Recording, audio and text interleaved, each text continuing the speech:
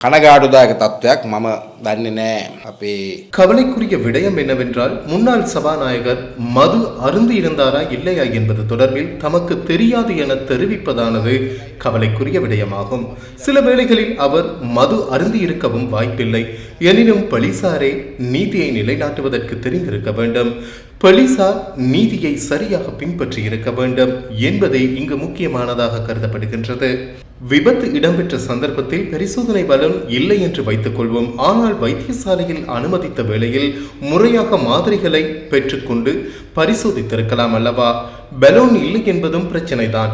முன்னாள் சபாநாயகர் ரங்கல்ல விபத்துக்குள்ளானதாலா பலூன் கைவசம் இல்லை என்ற பிரச்சனை தோன்றியுள்ளது. பலூன் இல்லை என்றால் அதுவும் ஆனந்த விஜயபாலவின் பிரச்சனையாகும். சட்டத்தரணிகளை தகாத வார்த்தைகளால் நிந்திக்கின்றனர். அதே நேரம் கஞ்சா பயிர் செய்கை மேற்கொள்கின்றனர்.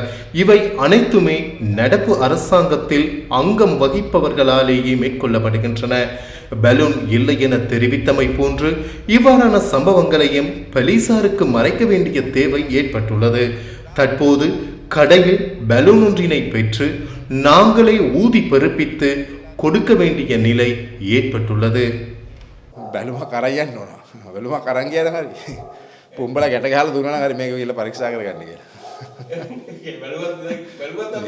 නිකන් බැලුම් තියෙන ඒක බැලුම් ගිහලා පස්සේ පරීක්ෂා කරගන්න තියෙනවා කියනවා තියෙන තැනක බැලුමකට ගිහිල්ලා ඒ උලන් ටික අරගන්න කියන එක තමයි කියන්නේ.